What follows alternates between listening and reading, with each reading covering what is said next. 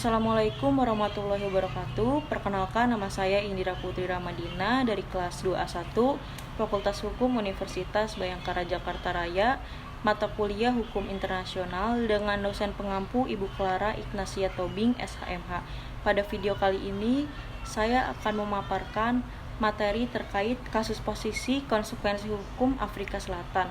Pihak yang terkait adalah negara-negara mandataris. Terjadi pada tanggal 6 Desember 1946, tempat di Afrika Selatan. Kasus ini terjadi karena Afrika Selatan menolak adanya perwalian. Solusinya dengan putusan Mahkamah Internasional. Jadi, pada waktu Liga Bangsa-Bangsa masih berdiri, daerah mandat Afrika Barat Daya atau Namibia diberikan pada Afrika Selatan. Tugas Afrika Selatan sebagai negara mandataris atau mandatory state adalah untuk memajukan penduduk Afrika Barat Daya agar suatu saat nanti dapat memiliki pemerintahan yang berdiri sendiri.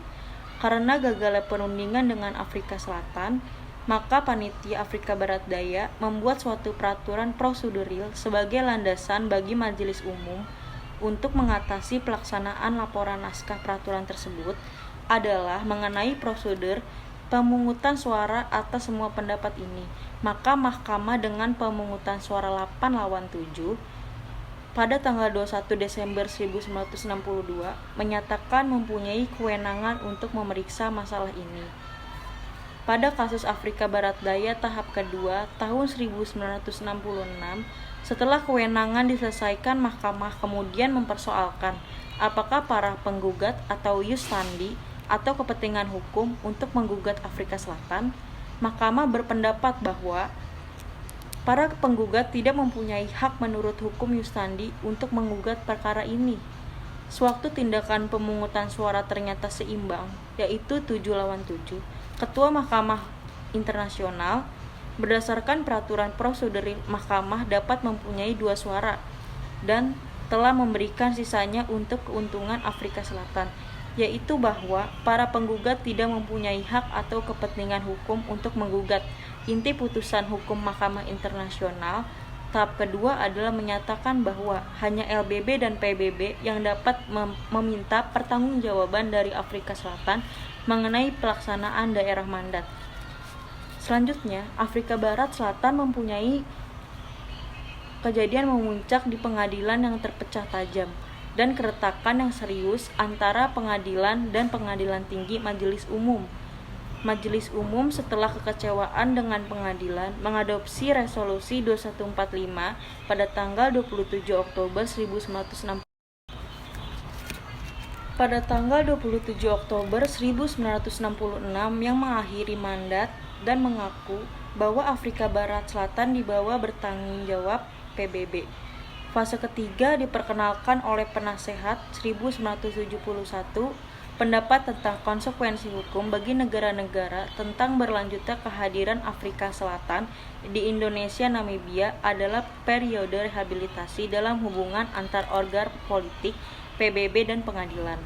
Ini adalah fase ketika pengadilan merujuk pada 1960 deklarasi sebagai tahap penting selanjutnya dalam pengembangan ini, yang mencakup semua masyarakat dan wilayah yang belum mencapai kemerdekaan. Selanjutnya, saya akan menjelaskan mengenai self-determination atau penentuan nasib sendiri. Penentuan nasib sendiri sebagai suatu prinsip telah dipahami secara berbeda pada saat yang berbeda waktu. Namun penerimaannya karena hukum terbatas hanya pada beberapa bidang saja. Sebelum dekolonisasi, penentuan nasib sendiri ada sebagai prinsip dalam hubungan internasional dalam bentuk ketentuan-ketentuan tertentu dari Piagam PBB. Deklarasi pemberian kemandirian kepada negara dan rakyat kolonial yang menganggap prinsip penentuan nasib sendiri sebagai bagian dari kewajiban yang mengalir dari piagam. Selanjutnya, terdapat recognition atau pengakuan.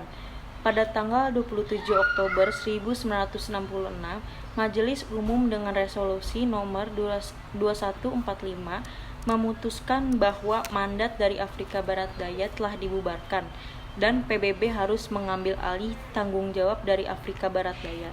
Resolusi-resolusi selanjutnya antara lain menyatakan bahwa sesuai dengan kehendak rakyat setempat, maka Afrika Barat Daya akan dikenal dengan nama Namibia.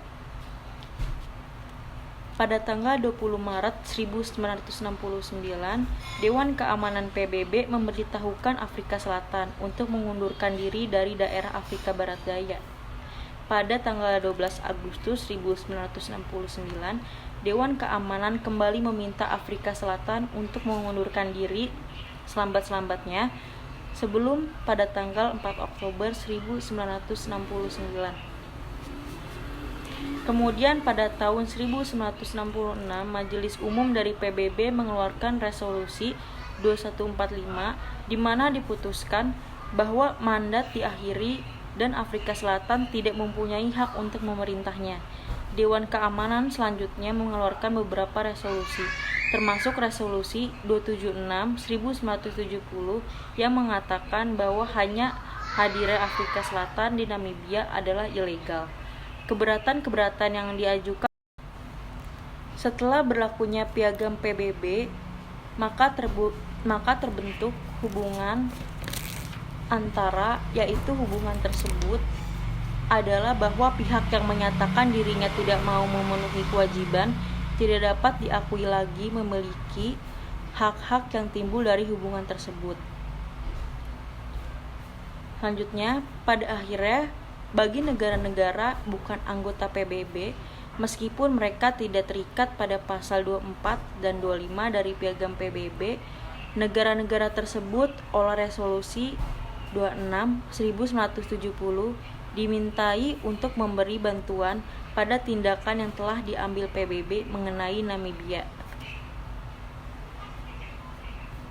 Tidak satu pun negara dapat mengharapkan pengakuan PBB atau anggota-anggota lainnya apabila mengadakan hubungan dengan Afrika Selatan mengenai Namibia. Dengan diputuskannya mandat oleh organisasi internasional yang mempunyai kewenangan pengawasan, maka negara-negara bukan anggota PBB diharuskan bertindak sesuai dengan putusan tersebut. Semua negara harus memberi perhatian bahwa kelompok yang dirugikan dengan hadirnya Afrika Selatan secara ilegal di Namibia adalah orang-orang yang memohon pada masyarakat internasional untuk suatu bantuan untuk mewujudkan tujuan dari amanat peradaban yang suci. Selanjutnya terdapat sovereignty atau kedaulatan. Masalah Namibia atau Afrika Barat Daya di luar negeri sudah banyak dipublikasikan. Sepanjang sepengetahuan penulis, tinjauan terhadap masalah tersebut dari segi hukum internasional belum dipublikasikan di Indonesia. Sewaktu Liga Bangsa-Bangsa masih berdiri, daerah mandat Afrika Barat Daya atau Namibia diberikan pada Afrika Selatan. Tugas Afrika Selatan sebagai negara mandataris adalah untuk memajukan penduduk Afrika Barat Daya agar satu hari dapat mempunyai pemerintahan sendiri. Afrika Selatan mempunyai niat untuk memasukkan daerah Afrika Barat Daya pada wilayah Afrika Selatan. Karena menurut pendapatnya, dengan bubarnya Liga Bangsa-Bangsa, maka dengan sendirinya sistem mandat juga dihapus. Maksud dari Afrika Selatan ini mendapat tantangan dari dunia internasional, terutama negara-negara Asia dan Afrika. Selanjutnya, saya akan memaparkan mengenai penjelasan pendukung dari hasil diskusi kelompok.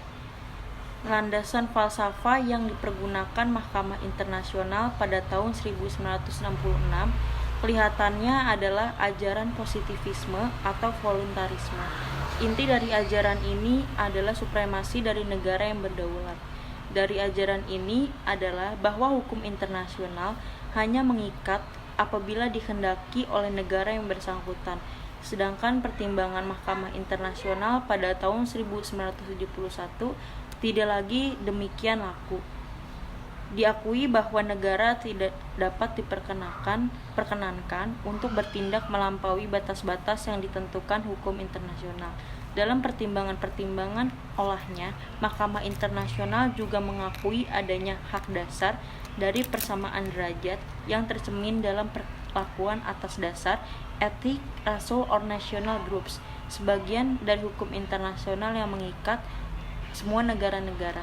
Cara berpikir sedemikian tentunya merupakan suatu kemauan. Akan tetapi, meskipun ada pengakuan dari Mahkamah Internasional bahwa negara tidak berdaulat mutlak dalam hukum internasional, yang lebih penting lagi adalah bagaimana caranya agar Afrika Selatan tunduk pada putusan-putusan PBB maupun Mahkamah Internasional. Selanjutnya saya akan menjelaskan mengenai hasil ujian individual saya sendiri, yaitu sumber hukum. Dari sumber hukum tersebut saya akan menjelaskan mengenai sumber hukum undang-undang. Jadi pada awalnya, pada tanggal 6 Desember 1946, Majelis Umum PBB meminta pada Mahkamah Internasional mengenai status hukum dari Afrika Barat Daya. Pertanyaan-pertanyaan yang diajukan pada Mahkamah Internasional adalah bagaimana kedudukan Afrika Barat Daya dalam hukum internasional. Selanjutnya, saya akan memaparkan mengenai hasil ujian individual, yaitu mengenai sumber hukum. Saya memakai sumber hukum yaitu undang-undang. Awalnya pada tanggal 6 Desember 1946, Majelis Umum PBB meminta pada Mahkamah Internasional mengenai status hukum dari Afrika Barat Daya. Pertanyaan-pertanyaan yang diajukan pada Mahkamah Internasional adalah bagaimana kedudukan Afrika Barat Daya dalam hukum internasional. Apakah bab 12 tentang sistem perwalian internasional dari Piagam PBB berlaku bagi Afrika Selatan? Dan yang terakhir, apakah Afrika Selatan mempunyai kewenangan untuk merubah secara pihak kedudukan internasional dari Afrika Barat Daya? Lalu selanjutnya Mahkamah Internasional memberi penjelasan. Menurut pasal 22 dari Liga Bangsa-Bangsa, mandat adalah lembaga baru internasional. Apabila mandat dihapus, maka juga kewibawaan Afrika Selatan akan hilang. Menjawab pertanyaan yang kedua, Mahkamah berpendapat bahwa setelah meneliti pasal-pasal 75 dan 77 dari Piagam PBB, tidak ada kewajiban hukum bagi Afrika Selatan untuk menempatkan wilayah Afrika Barat Daya di bawah sistem perwalian. Selanjutnya, Majelis Umum meminta pada panitia tersebut untuk mempelajari tindakan hukum apa yang dapat diambil agar Afrika Selatan memenuhi kewajibannya. Setelah mendapat laporan dari panitia, Majelis Umum kemudian memberitahukan pada para anggota PBB mengenai kemungkinan menuntut Afrika Selatan di forum internasional atas dasar pasal 7 dari mana 3 dan pasal 37 Statuta Mahkamah Internasional. Pada tanggal 4 November 1960, Ethiopia dan Liberia yang pernah menjadi anggota Liga Bangsa-Bangsa kemudian menggugat Afrika Selatan di depan Mahkamah Internasional.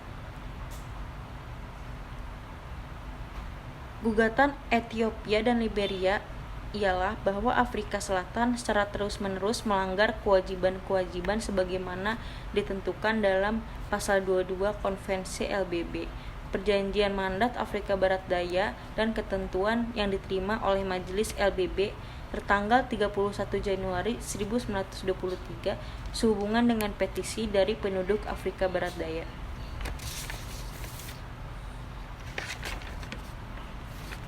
Selanjutnya, bahwa resolusi Majelis Umum nomor 2145 yang menyatakan bahwa Afrika Selatan telah melanggar perjanjian mandat harus dinyatakan tidak sah karena Majelis Umum bukan suatu badan peradilan.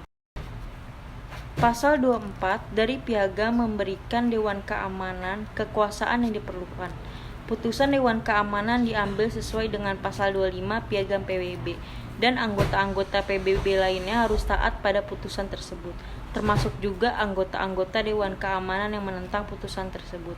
Dan akhirnya terdapat undang-undang bahwa negara-negara bukan anggota PBB meskipun mereka tidak terikat oleh pasal-pasal 24 dan 25 dari Piagam PBB. Negara-negara tersebut, Resolusi 26 1970, diminta untuk memberi bantuan pada tindakan yang telah diambil PBB mengenai Namibia.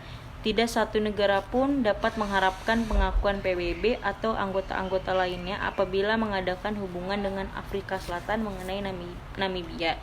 Baik, saya akhiri penjelasan dari saya mengenai adanya kasus posisi Afrika Selatan. Kurang lebihnya mohon dimaafkan. Wassalamualaikum warahmatullahi wabarakatuh.